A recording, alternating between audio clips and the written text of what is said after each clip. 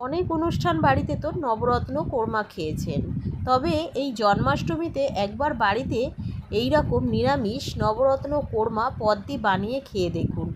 অপূর্ব স্বাদের হয়েছে এবং এটি একদম মুখে লেগে থাকার মতো একটা নিরামিষ পদ। নমস্কার বন্ধুরা, টেস্টি অ্যান্ড ওয়ান বাইট চ্যানেলে আপনাদের স্বাগত। বন্ধুরা কেমন আছেন? আশা করি আপনারা ভালো আছেন। আজকের রেসিপি নবরত্ন কোরমা। এর জন্য আমি এখানে সবজিগুলোকে কেটে ধুয়ে নিয়েছি। ফুলকপি নিয়েছি, ক্যাপসিকাম নিয়েছি, গাজর নিয়েছি, আর বরবটি নিয়েছি, আলু নিয়েছি, বিনস নিয়েছি এখানে, আর নিয়েছি এখানে সিম, মাখন সিম নিয়েছি, আর নিয়েছি বেবি কর্ন, আর তার সাথে নিয়েছি টমেটো। এখানে আপনারা চাইলে আরও সবজি কিন্তু অ্যাড করতে পারেন কড়াইশুঁটি, আরে আমি তো পাইনি সেগুলো, তো যেগুলো পেয়েছি সেগুলোই আমি অ্যাড করেছি। যে সকল বন্ধুরা ভিডিওটাকে দেখছেন তাদেরকে অনুরোধ রইল পুরো ভিডিওটা দেখার জন্য আর লাইক দিয়ে পাশে থাকার জন্য। কিছু মশলা আমি পেস্ট করে নেব। এখানে নিয়েছি 4 মগজ, কাজু বাদাম আর পোস্ত, সব একটু 2 চামচ করে রয়েছে। আর এখানে নিয়েছি আদা কাঁচা লঙ্কা বেটে নেব। প্রথমে কড়াইতে আমি জল দিয়ে ফুলকপিগুলোকে দিয়ে দিলাম।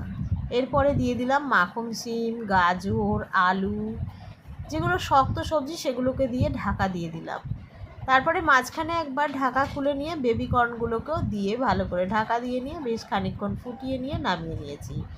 জলটা ঝাড়িয়ে নেব। এখানে জিরে আর ধনেকে শুকনো খোলায় ভালো করে নাড়াচাড়া করে ভেজে নিয়ে গুঁড়ো করে নেব। কড়াইতে দিয়ে দিলাম সরিষার তেল। এবারে আমি পনিরগুলোকে ভেজে নিচ্ছি। একটু লালচে লালচে করেই পনিরগুলোকে ভেজে তুলে নিলাম। আর এখানে দিয়ে দিলাম আমি গোটা জিরে 1 চা চামচ মতো, আর 2টো এলাচ, 2টো লবঙ্গ, আর একটা দারচিনি স্টিক দিয়ে আদা কাঁচা লঙ্কা বাটা দিয়ে নাড়াচাড়া করে নিয়ে এখানে আমি কাজু কিশমিশটা দিয়ে দিলাম। দিয়ে ভালো করে নাড়াচাড়া করে বেশ খানিকক্ষণ কিন্তু ভেজে নিলাম।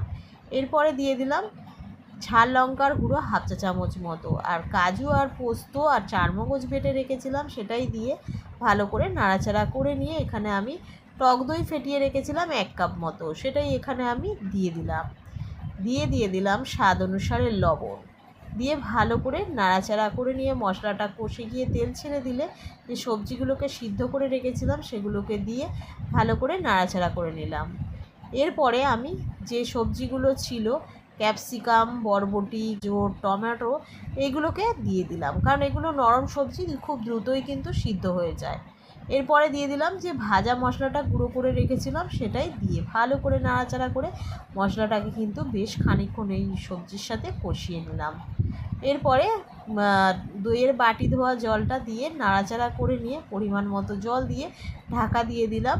সবজিগুলো সিদ্ধ হয়ে গেলে আমি এখানে পনিরগুলো অ্যাড করে দিয়ে নাড়াচাড়া করে লো ফ্লেমে ঢাকা দিয়ে বেশ খানিকক্ষণ নাড়াচাড়া করে নিয়ে নামিয়ে নিলাম। রেডি হয়ে গেছে এখানে নবরত্ন কোরমা। নিরামিষ দিনে অত্যন্ত সুস্বাদু একটা রেসিপি। বাড়িতে এইভাবে একবার ট্রাই করে জানাবেন রেসিপিটা কেমন লাগলো। আর রেসিপিটা ভালো লাগলে লাইক, সাবস্ক্রাইব এবং শেয়ার করে আপনাদের প্রিয় চ্যানেলটির পাশে থাকবেন। তার সঙ্গে কমেন্ট করে জানাবেন রেসিপিটা কেমন লাগলো। বেল আইকনটা প্রেস করে দেবেন। বেল আইকনটা প্রেস করলে সবার আগে নোটিফিকেশান আপনাদের কাছে পৌঁছে যাবে আমি যে নিত্যদিন ভিডিওগুলো ছেড়ে থাকি।